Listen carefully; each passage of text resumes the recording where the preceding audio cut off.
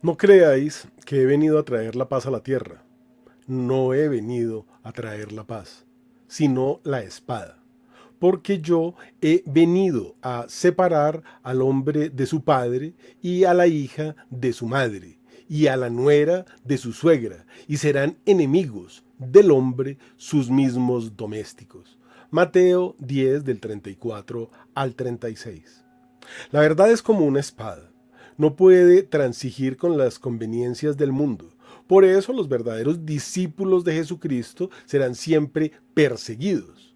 El Señor no envía a sus elegidos para las glorias del mundo, sino para las persecuciones, tal como Él mismo ha sido enviado por su Padre, aunque algunas veces también como espada de su palabra. Existían unos anales épicos llamados las guerras de Yahvé, que se han perdido y relataban muchos hechos que explican el sentido de ser un pueblo elegido a las órdenes de un Dios que no tranza con el pecado. En la Biblia la guerra se interpreta como una manifestación de la lucha entre el bien y el mal, donde Dios mismo es visto como el líder de su pueblo en batalla. La palabra guerra en hebreo aparece 313 veces en el Antiguo Testamento y proviene de la raíz de la palabra luchar. De hecho, los nombres de Dios son Yahvé Nisi, que significa el Señor es mi estandarte, como se puede leer en Éxodo 17:15, relacionado con la guerra espiritual, o Yahvé Sebaot, el Señor de los ejércitos.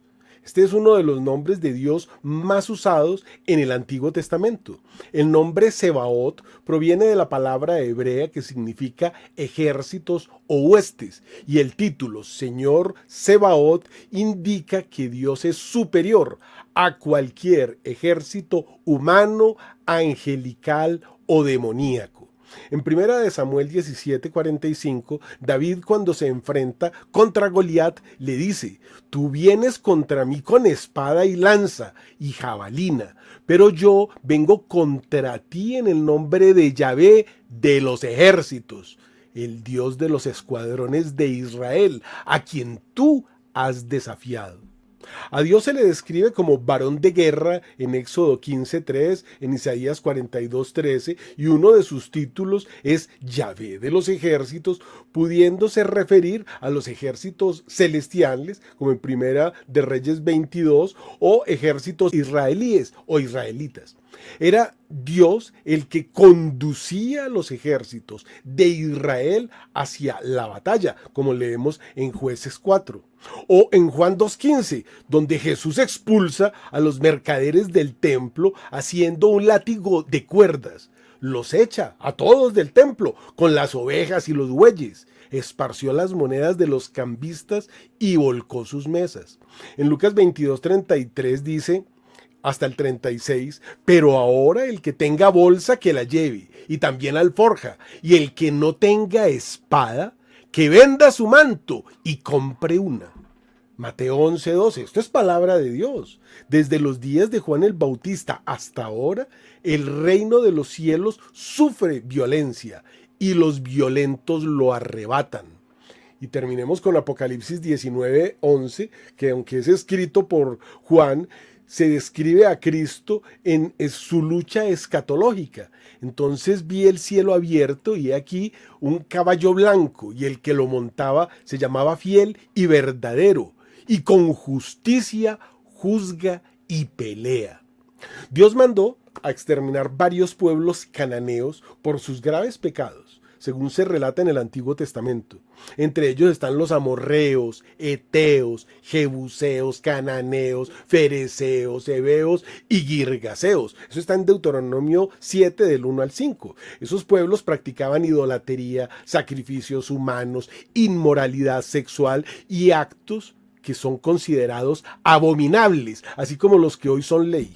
Dios ordenó a los israelíes eliminarlos para evitar que corrompieran la fe y costumbres.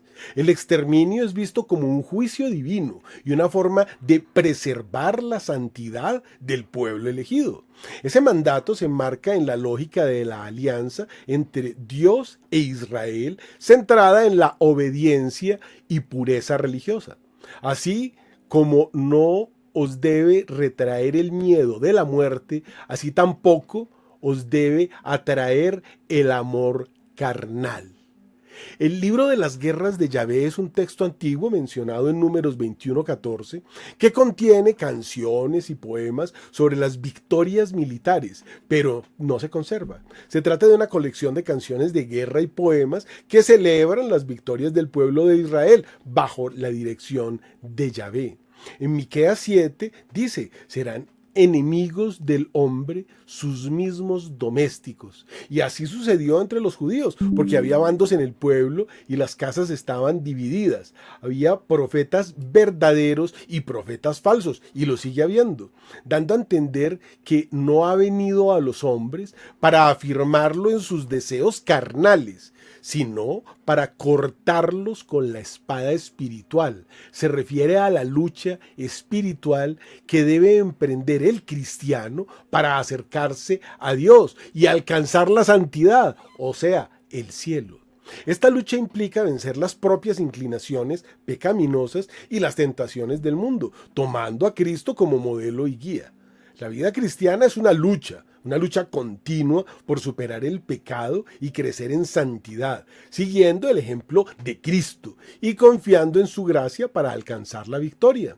El aspecto esencial del drama de la humanidad, en el que está en juego la salvación, es el combate espiritual entre Dios y Satán. El designio de Dios tiene por objetivo la paz, pero esa misma paz supone una victoria alcanzada a costa de combate. Así se gana el cielo, el lugar de la verdadera paz. Aquí, esto no es más que un campo de batalla o un valle de lágrimas.